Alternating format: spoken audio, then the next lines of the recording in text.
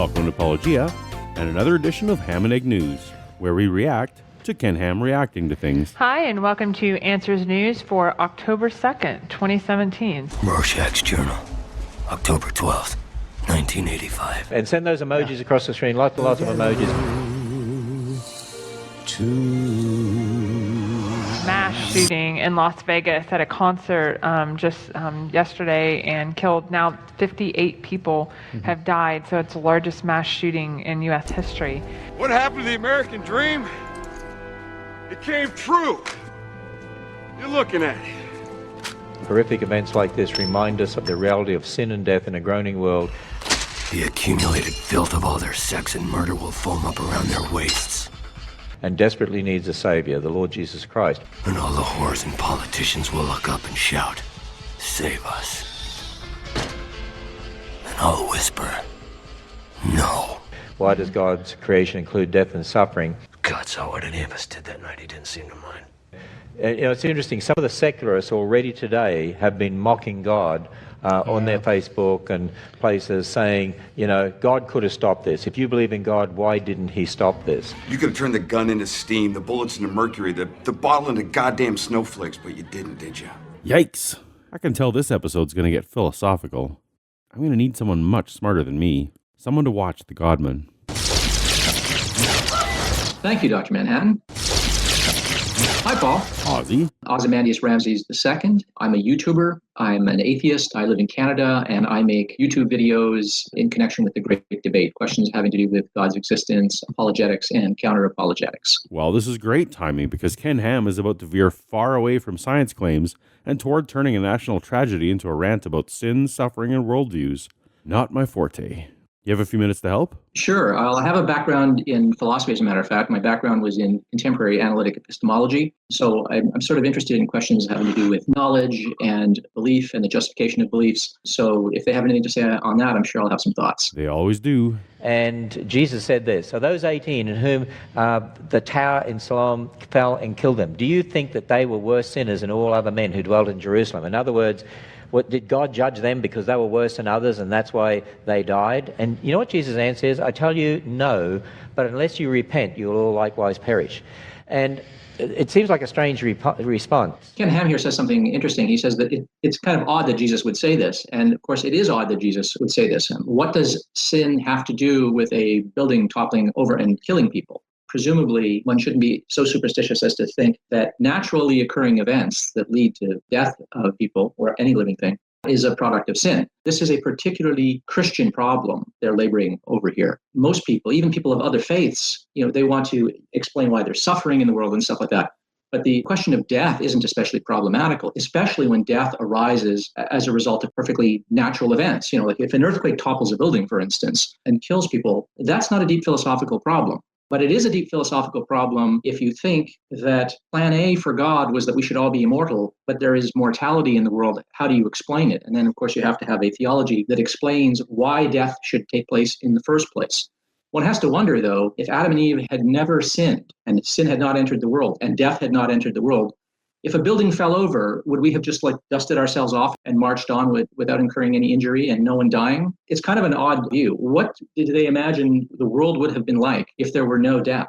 I imagine that within a day or two, if there was no death, paramecia would just reproduce. If they didn't die or consumed by organisms, they would probably, before the end of the day, outmass the earth if they didn't die. So I think we're actually quite fortunate that death occurs. Some of us are here because death occurs. If you go back to the Garden of Eden, God made a perfect world. Everything was perfect. There was no death. There was no bloodshed. It's because of man's sin that death and suffering came into the world.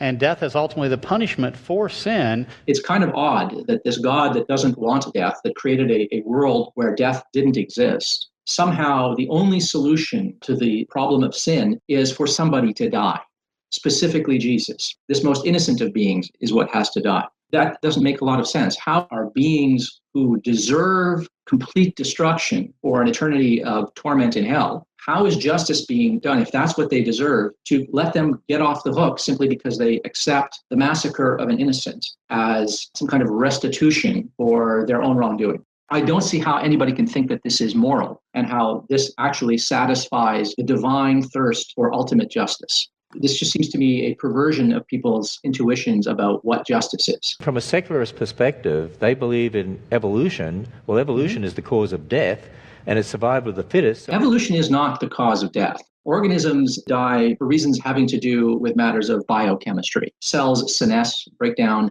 and die. They cease to heal themselves and repair themselves. But the theory of natural selection doesn't even require death. A lot of people think that organisms have to go extinct for other organisms to evolve. That's not true. If I have traits that allow me to leave more surviving offspring than you're able to leave, then my genes will be better represented in the next generation than yours. And that can result in speciation. My offspring don't need to die. Your offspring don't need to die. As long as I leave more surviving offspring than you, then in the next generation, the distribution of allele frequencies will be different than it is right now. And that's what we would find if there was no death. But they make the mistake of thinking that death is an essential and necessary ingredient in natural selection and evolution. And as a matter of fact, it's not. It so happens that death does play a role, but it's not a necessary role. People getting shot like that, which is terrible, and we would say it's evil. It is. But from an atheist perspective, how can they say it's evil? It's interesting to me when they ask from an atheist perspective. I've been an atheist all of my adult life, and I've known many atheists. And one thing that we atheists never say when we're talking amongst ourselves, talking about moral questions and values or anything, we never say, but from the atheist perspective, what should we say? And that's because there isn't an atheist perspective, right? Atheists have a perspective. Each atheist has a perspective on the world. And there'll be a lot of overlap between the kinds of things that various atheists will believe. But there isn't an atheist perspective. Atheism is arguably, it's either the view that gods don't exist, or you can take a broader definition that it's the mere lack of a belief in any god. However you want to characterize atheism, that's not a worldview. That isn't a single perspective. We need to understand that even Christians disagree on how to understand what death is, what sin is, and where our values come from. Not all Christians share the same worldview. Christians differ massively in this. So what we're seeing here is a kind of gross simplification here, dividing everything into their own worldview, this narrow Christian evangelical fundamentalist young earth creationist outlook, and everybody else who doesn't agree with it. And that, I think, is a gross mistake. So I guess what I can agree with Ken Ham on is this. Atheism can't justify moral claims and values and why we despise death and suffering and things like that. Atheism can't answer that. Of course not. But atheists can have beliefs, including very well thought out philosophies and systematic positions on those questions that can deliver those answers.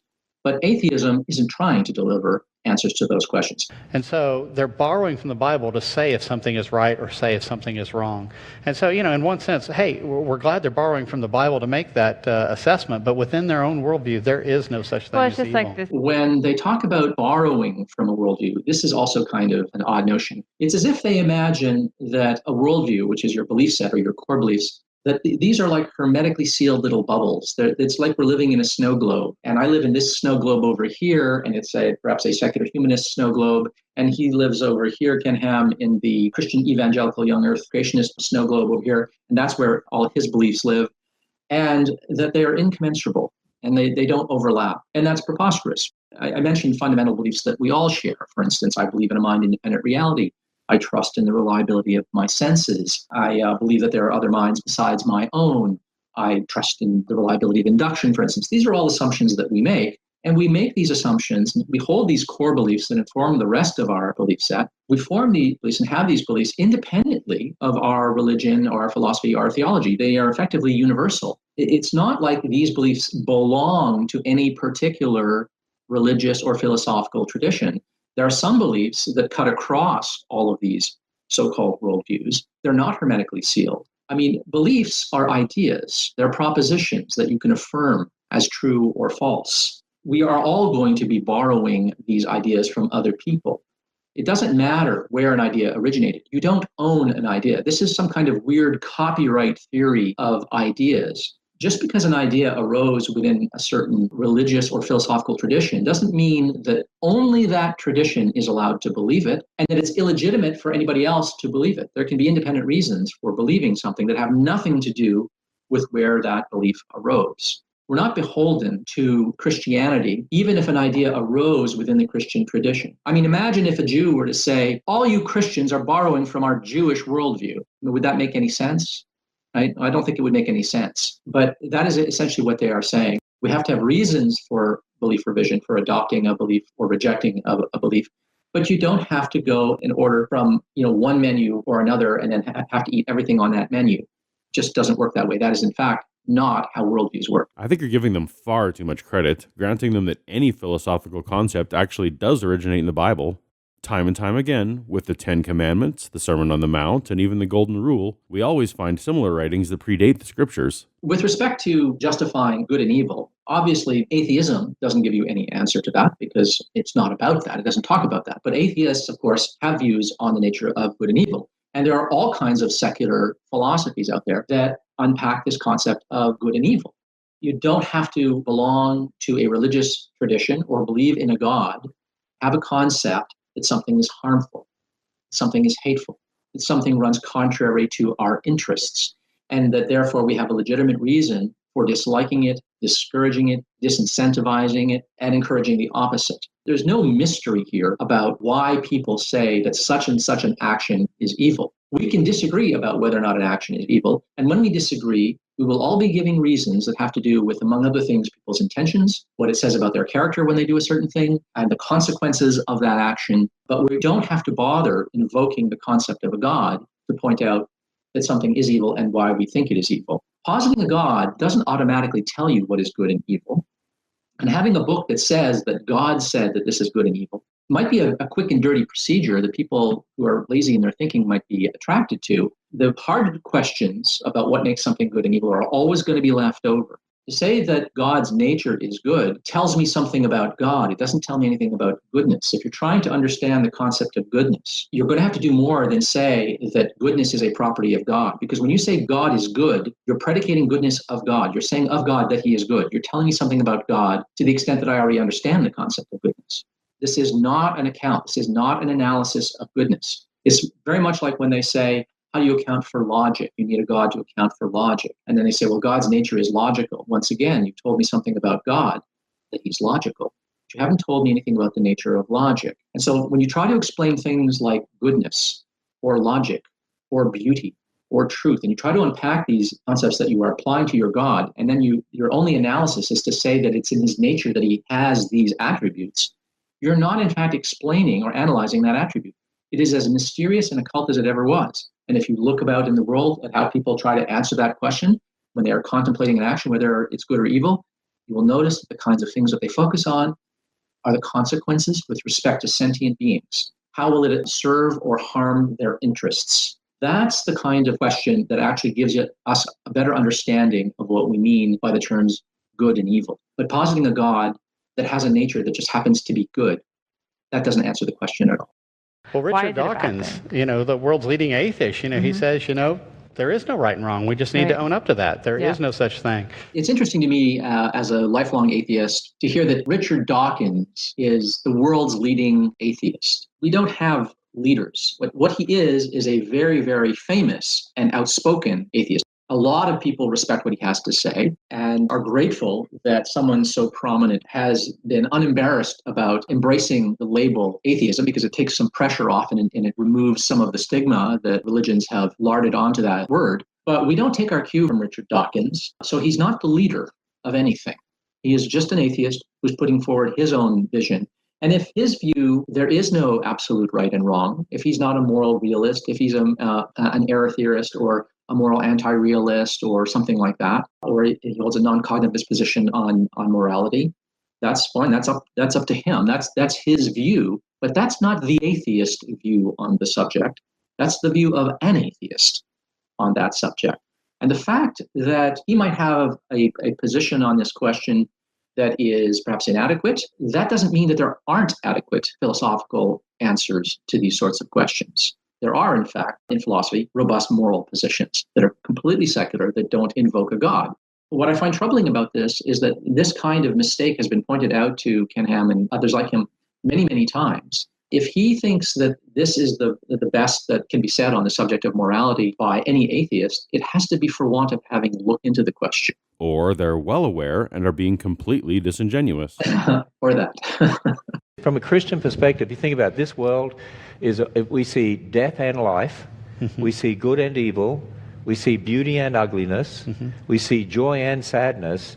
You know, it's only the biblical account of history that makes sense of this. It seems odd to me that they think that there's a particular problem with the fact that there is joy and ugliness and beauty and sorrow and life and death in the world, and that somehow positing a God answers it. I would not expect there to be anything else than what we find, whether there's a God or not. But if I were to believe in the Christian God, I would find it even more troubling. I mean, if God is really omniscient and omnipotent, as they say, presumably nothing happens outside of God's will and outside of God's knowledge. So it would seem to me that anything that has happened since the fall, including the fall, has happened with God's foreknowledge and with his divine approval and consent, because if he didn't, he could simply prevent it. So it seems to me it's precisely if you posit an all-good, all-powerful, all-knowing God that you have the problem of explaining suffering and death in the first place. That problem simply does not arise unless you posit that kind of God. So the problems that they think are solved by Christianity are actually problems that arise in part because of the kind of God that they posit. These are problems that arise within their theology.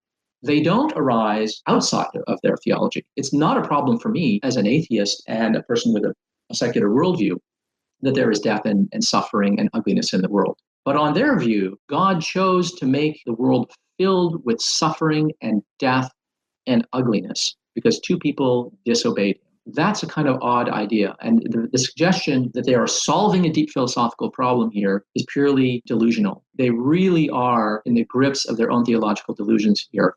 These are problems that arise within and from their theology. The good news is that we can receive salvation through Jesus Christ and have ultimate hope that we will be with him one day. So that's the good news. That evolution has nothing to offer, obviously. Well, I would agree that evolutionary theory doesn't offer us any hope against death and suffering and ugliness.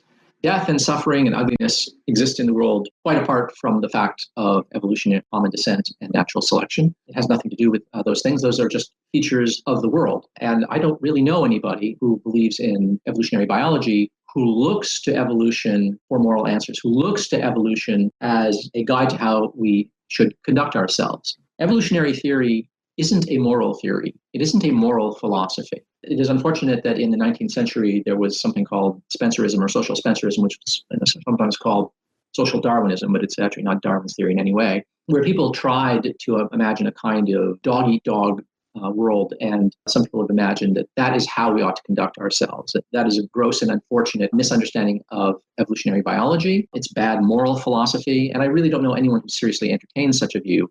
I really only hear that view entertained by people trying to caricature evolutionary theory. So this is just a complete straw man red herring. Every time this sort of thing happens, you've got to think about it.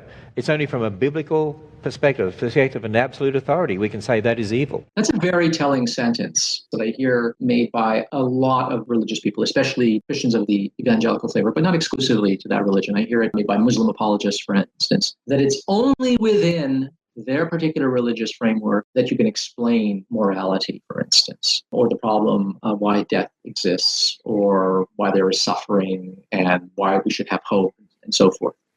It is only within their worldview. That's actually a quite extraordinary claim, very hard to support. What are they going to do? Are they going to actually do the hard work of studying all these other philosophical views, all these other moral philosophies, studying them and finding out what's wrong with them, and showing that this theory can't do it, and that theory can't do it, and that theory can't do it? Even if they go through every philosophical position other than their own and show that there's something wrong with them, even that would not show that no theory could ever be put forth that would answer that question.